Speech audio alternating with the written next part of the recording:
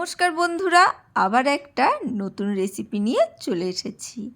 আজকে শেখাবো ফুলকপি আলুর সাদা দমের রেসিপি। একদম নতুন ধরনের, হয়তো অনেকে করো, কিন্তু আমি কিভাবে করলাম চলো দেখে নেওয়া যাক।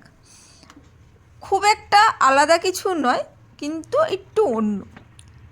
এখানে আমি দমের জন্য অবশ্যই আলুগুলো একটু বড় রাখতে হবে। আমি 4 ভাগ করে নিয়েছি মাঝারি সাইজের আলুগুলোকে। সেটা আগে জলে আমি গরম করে নেবো বা একটু সেদ্ধ করে নেব। তাই জলের মধ্যে আলুগুলো দিয়ে দিচ্ছি। জলের মধ্যে আলুগুলো দেওয়ার পরেই দেখো ফুলকপিগুলো বড় বড় করে কেটে রেখেছি সেটা রয়েছে। আর আলুগুলো যখন ফুটতে শুরু করেছে, ফুটে গেছে, তখনই ঢাকনাটা খুলেই আমি কপিগুলো দিয়ে দিলাম। দিয়ে গ্যাসটা কিন্তু আমি বন্ধ করে দিয়েছি। কপি দিয়ে ফোটাবো না, ওই গরম জলের মধ্যেই কিন্তু কপিগুলো ভাপিয়ে যাবে। আলুগুলো যেটুকুনি সেদ্ধ হবে এর মধ্যেই হয়ে যাবে। আর তা থেকে নামিয়ে আরও 5 মিনিট পর কড়াইশুঁটিটা দিয়ে দিয়েছি।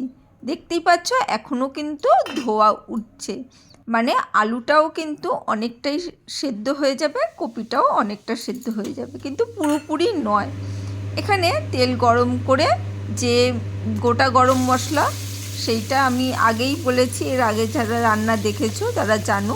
গোটা গরম মশলাটাকে খুব গুঁড়ো করে নিই, বেশ দানা দানা গুঁড়ো করে রেখেছি, সেই গরম মশলাটাই দিয়েছি। দারচিনি, লবঙ্গ, এলাচ এই মধ্যেই রয়েছে এই গরম মশলাগুলো। সেটাই তেলের ওপরে আগে ফোড়নটা দিয়ে তারপরে একটা বড় সাইজের পেঁয়াজ কুচি, একদম কুচি, সেইটা দিয়ে ভেজে নিচ্ছি। ওদিকে ভাজা হচ্ছে, তার মধ্যে থেকে আমি আলু, ফুলকপি, কড়াইশুঁটি সব জল থেকে তুলে নিচ্ছি, যাতে কপিগুলো না গলে যায় এবং কড়াইশুঁটিগুলো না গলে যায়, আর আলুটাও না বেশি সেদ্ধ হয়, সব যেন সব ঠিকঠাক থাকে।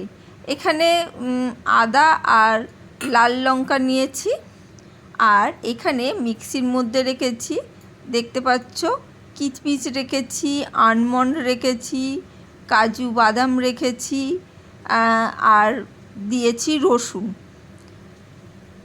সব একসাথে এই দুধের সাথে ভিজিয়ে রেখেছিলাম, সেটাই আমি তুলে তোমাদের একটু দেখিয়ে দিলাম।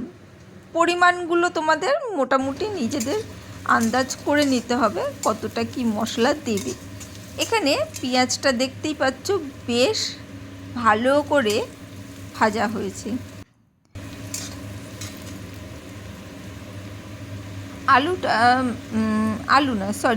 পেঁয়াজটা বেশ ভাজা হওয়ার পর আমি যে মশলাটা করলাম, রসুন, আদা, কাঁচা লঙ্কা আর আলমন্ড, বাদাম, কাজু, কিশমিশ একসাথে যে পেস্ট করেছি সেইটাই আমি দিয়ে ভালো করে এবারে আস্তে আস্তে কষিয়ে নেব।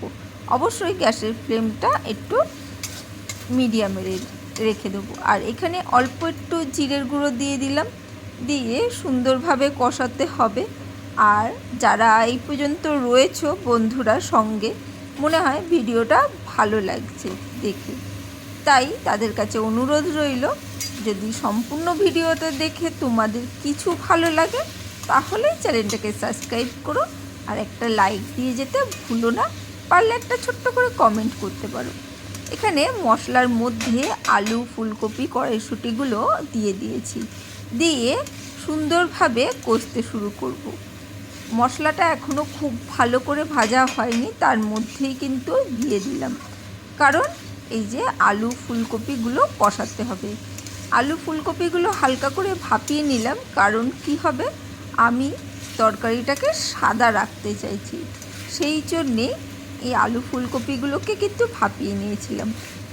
এটা যদি একটু তেলে ভাজতাম তাহলে কিন্তু এটার সাদা ভাবটা থাকতো না। এই জিনিসটা কিন্তু খেয়াল রাখতে হবে। আমি যেটা বলছি, রান্নাটা, রেসিপিটা যেটাই পরিবেশন করবে, সেইটার নামের সাথে যদি সেই তার রং বা স্বাদটা না থাকে, তাহলে কিন্তু যে কোনো রান্না পরিপূর্ণ হয় না। সেই জন্যে কিন্তু আমি হালকা করে ভাপিয়ে নিয়ে মশলাটাকে কষাচ্ছি, আর মিডিয়াম ফ্লেম রেখে কষাচ্ছি। আর যে সেদ্ধ করা জলটা ছিল সেটা এখনও গরম রয়েছে, সেটাই অল্প দিয়ে দিয়ে আমি কিন্তু মশলাটাকে কষাচ্ছি। হালকা করে করে দেবো আর কষাবো, যাতে রঙটা লাল না হয়ে যায়।